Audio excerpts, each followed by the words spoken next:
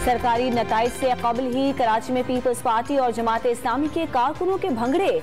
लांढी में हवाई फायरिंग से बच्ची जख्मी। हैदराबाद में भी जियालों का नताइज आने पर जश्न।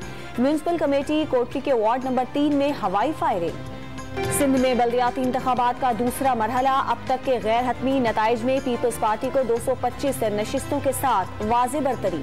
कराची में 19 नशिस्तों के साथ पीपी का पहला नंबर, जमात इस्लामी का 16 नशिस्तों के साथ दूसरा और पीटीआई का 12 नशिस्तों के साथ तीसरा नंबर।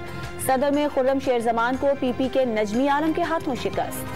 अमीर जमात इस्लामी कराची हाफिज नईमुर रहमान इंतखाबी नताइज में ताखीर पर बरहम। कराची से 106 नशिस्तें जीतने का दावा। पोलिंग एजेंट्स को फॉर्म 11 और 12 ना देने पर धरनों की धमकी दे दी। तर्जुमान सिंध हुकूमत मुर्तजा वहाब ने शिकायत मुस्तरद कर दी।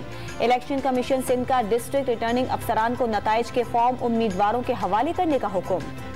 MQM पाकिस्तान बल्दियाती इलेक्शन से दस्तबरदारी के नताइज पर मुतमईन।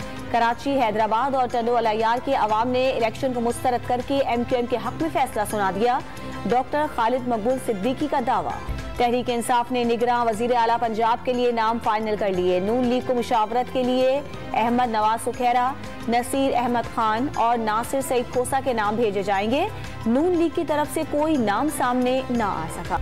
हुकूमत का पेट्रोलियम मसनूआत की कीमतें आइंदा 15 रोज के लिए बरकरार रखने का फैसला। 16 से 31 जनवरी तक कीमतों में रद्दोबदल नहीं होगा। वजीर खजाना इसहाक डार का वजीर आजम शहबाज शरीफ से मुलाकात के बाद ऐलान। और इस्लामाबाद और पंजाब भर में इंसदादे पोलियो मुहिम का आगाज। बलूचिस्तान के 34 अजला में भी 7 रोजा पोलियो मुहिम का आगाज। 25,99,000 से ज्यादा बच्चों को कतरे पिलाने का हदफ मुकर्रर।